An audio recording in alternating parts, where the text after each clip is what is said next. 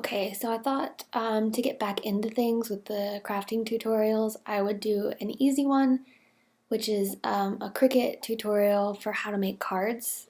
One of my favorite and first packs that I bought on Cricut was Wildcard. It's got a ton of really cute cards, and they all come with their own little envelope. But the thing I like about it is that you can make them any size you want. You can do whatever color combinations you want. I'm a big fan. It's also got these cute little sayings that you can print out and put inside it. Alright, here's the ones that I like. I have made, when my best friend from college got pregnant, I made her this little bun in the oven, but I changed the colors to be like cute and like, oh, baby. But they're all really cute. The one that I'm going to do today is this castle. So if you don't have this pack, I would definitely buy it. Get Cartridges out of stock because it's awesome. I guess it's Wildcard too. But you can still buy it digital, I think. I'm fairly certain. Digital set available. Duh. Read it. Okay. So you should have already downloaded Cricut Design Studio. If you haven't, you're gonna have to. It's one of the biggest complaints that I've heard about the Cricut. I don't have any trouble with it. I already have it in my projects, but I'm gonna go through how I did it. File, and then new, the new project, blank slate. If you're like brand spanking new, this is your mat. So if you're working with a 12 by 12 mat, you don't want to go outside of these hash marks. All right, you're going to want to insert image, and this will bring you here. You can sort this with this little, like, what is that called? I don't know. But you click it, and you can do single layer, multi-layer, do it by type, whether or not it's free or if it's with Cricut access. I don't think it has me logged in right now, which is annoying. It doesn't. If you want to use your cartridges, you should go ahead and make sure you're logged in. If anybody wants to send me fan mail, there's my email address. Don't be weird. Be weird, but be funny. Okay, so now I can go to only stuff that I've purchased. This is the other thing about Cricut Studio that gets me. I have it filtered by stuff I've purchased, but then when I go from all images to just cartridges I've purchased, it takes the filter off. So you have to go through, and it's a pain. Filtered it. Now you can see all the weird stuff I've bought because I have no self-control. And then you're just going to want to find... Oh, Hoot and Holler is pretty good too. But I really like owls. There's the original Wildcard. I haven't even looked in the original Wildcard. Well, let's take a stroll through here real quick. I'm making a birthday card for my mom and her identical twin sister. I could do the whale, but I figured just to give you a better idea of how the colors and stuff works, I would go for a slightly more complicated, not an entirely more complicated one. And I kind of dig the castle. Okay, here. And then I'm going to insert my image, and it'll pull all the layers in attached as they should be. And right now it's, let's see, if you want to see how big it is, you can go to edit. It is 1.36 inches by 2.41. Obviously that's too small. So you can either change it in these boxes and lock it so that the size stays proportionate, or you can click here and drag it. I'm going to make mine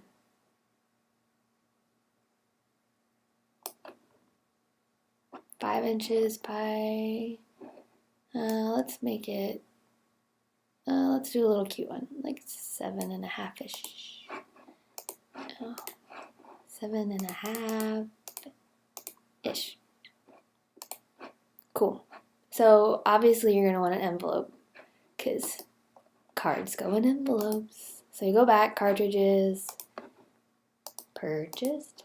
You can also search Wildcard up here, but this is just more fun for me because I like to revisit all of the cartridges I have. I forget. If it was me, I would put the envelope right next to the card it corresponds with, but that's not how this seems to go. I'm going to use this one. I don't know, it just seems better. Okay, so this one is 4.25 by 7.48. So I want this to be way bigger than that. Well, not way bigger, but you know what I mean. It's gotta be bigger than the card so that the card will fit in it. So we'll make it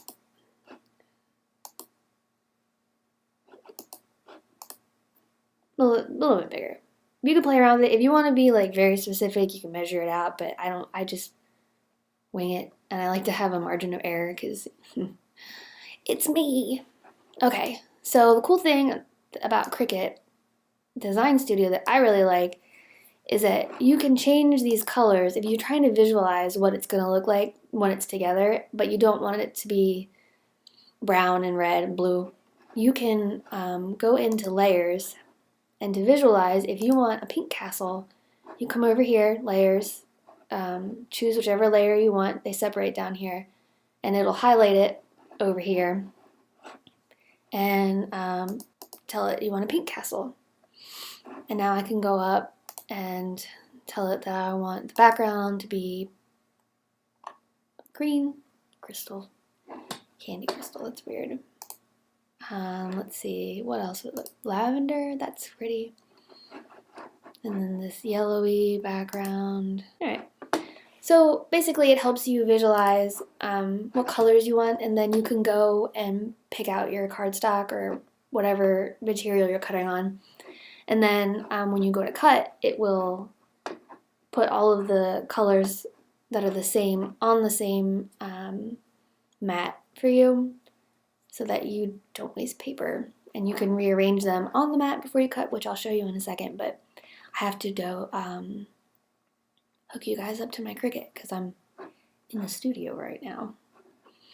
So I'm going to, because I don't trust my computer, I'm going to save this as a project so that if for some reason my browser closes or my computer dies or whatever, I can access this. I just wanted to do like a side note and apologize because my Cricut space is in a community space in the house. So I've got that in the background, and I've got that. Are you talking to some people? I am talking to some people. Do you want to say hi? Say hi. I can take cookies on his. Look at that. He's trying to be quiet and he won't try anything, but we'll muddle through it together. So I'm going to do this as if you just got your Cricut. I'm going to run you through really quickly the basics of the top, the buttons, the junk, and then we'll cut and assemble. Okay, so speaking to you as someone who just got their Cricut, this is your Cricut. The first thing you should do, because it's the most fun, is decorate it. Over here is the open button for opening it, obviously. This is the port where you put cartridges you want to link. This is just a little like cubby hole. I've got my pen adapter in it right now and dirt. So full disclosure, I had the Cricut in my craft room next to a fairy garden that my cats got into and kicked dirt all over the inside of this. So I don't know how well it's going to work, but if you're worried about spending a lot of money on something and you think it might be sensitive, we're going to find out today. It was filthy. Alright, on this side you've got this button which loads and unloads the mat. This button which will be like your start button, and then a pause button which obviously pauses. There's your on-off power switch, and then your dial which has the different weights of paper. If you set it to custom, on your computer screen in the Cricut Studio, it will give you a drop-down menu of like a ton more of these, like leather, pleather, and all that nonsense. So first things first, I'm going to turn them on. Okay, so for the cutting part, tools you need, I have a ruler because you never know when you need a ruler. This is the spatula. You'll use it for making sure your paper is flush to the mat, which I won't need today. I'll explain that. The Cricut spatula that helps raise your cuttings off of the mat. A pick for the same purpose, but for like delicate corners and stuff. I don't remember if I need this or not, but it's a Cricut tool. I can never remember what it's called. What is this called? It's called pencil. It does look like a pencil. It's for making creases where you fold. It's called this. Hang on, I gotta look it up. I skipped on this. It's called a scoring stylus. This. This is a must-have for anyone who scrapbooks or does any kind of paper art. We call it the bone tool. I think it's also called a bone folder. This is a bone folder. I got mine online. It's not sharp, but it's for like when you fold something, you run it like that. It makes the crease better. I'll show you. You'll see. And you need a mat. I want to show you the mat that I have used the most, so that you can get an idea of how much I love my Cricut. This is my, I love my Cricut. not my first mat, but you can see it takes some abuse. And you can wash this off What's that, Mom? and re-stick it a couple of Mommy, times. what's that? It's a Cricut mat. Oh. This black stuff is from using construction paper. Let's go Don't ever use construction paper because it won't come off. It just peels like, yeah. I want to come off. Yeah, it doesn't come off. You're right.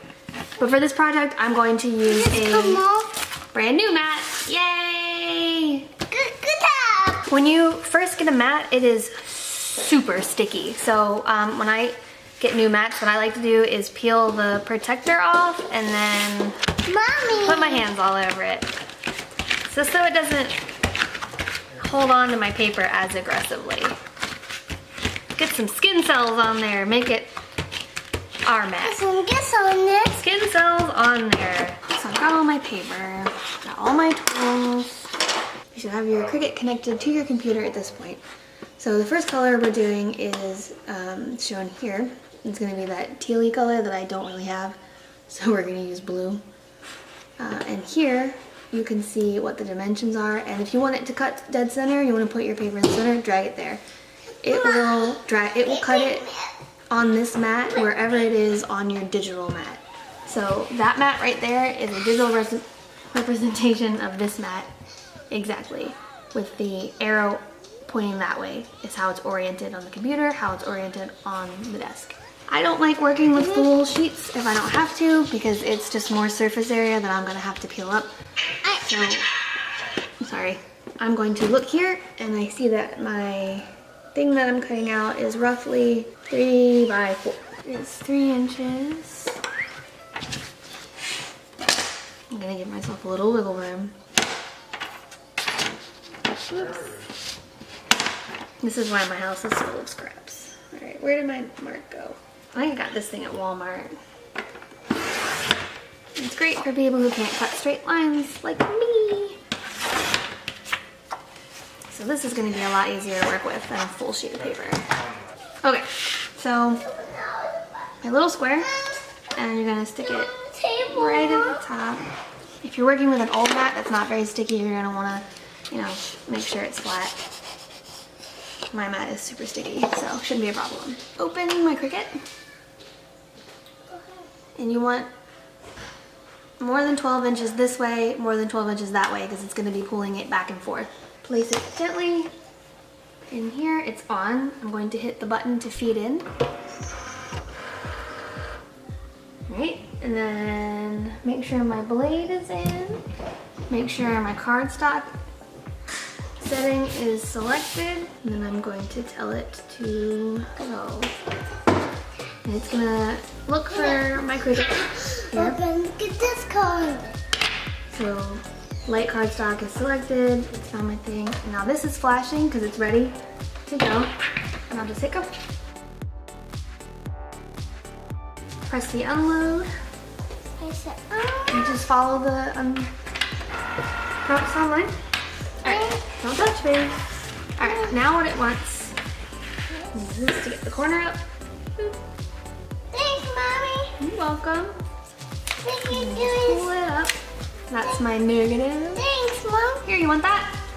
Alright, go nuts, man. And then I just kind of bend my Cricut mat so that I don't get this up. And then I'll set these to the side so I don't lose them. My next color is brown. You can see it on the screen. Can you watch out, honey? Can you sit on your stool? There it is. And like, you don't need a full sheet. This has a cut that I did before. I'll show you. You can put the whole paper in. You don't have to cut it.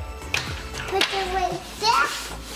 And you don't have to use the scraper. You can use your hands. Like that, right? So load it. And now it knows that we're cutting brown.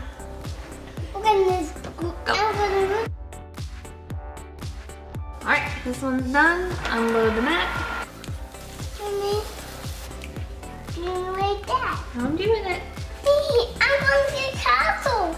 Yeah, it's a castle. Okay, wait, I'm not done. I gotta put it over here. We're not done. We're building a castle. Right here, that it is asking for the scoring stylus now. So, the scoring stylus. Where's the adapter? Just that easy.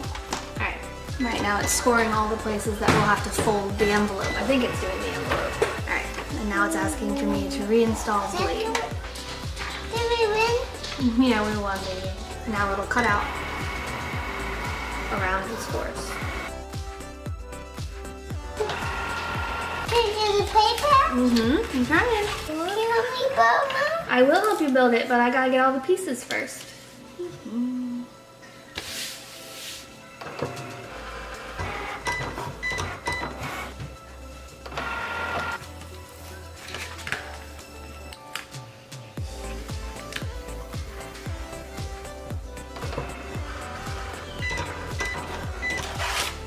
So I got a tear there, so we're gonna have to cut that out with scissors probably. And that happens. If you start getting this, I don't know if you can see it. We're like right there. It's torn and bunched a little bit. That's because your blade setting is too deep. If you're ever doing a project with really intricate cuts, you're gonna wanna use a new blade or make sure your blade is very clean. Okay, so now it knows that my project is done. So I'm gonna click finish, tell it it did a good job. Then it'll take you back to here in case you're doing it again or whatever. So now I'm going to close all my stuff. This is one of the things that happens with construction paper, and if your mat's too sticky, it'll pull pieces off. Finally, I get everything ready, and then we'll come back and assemble.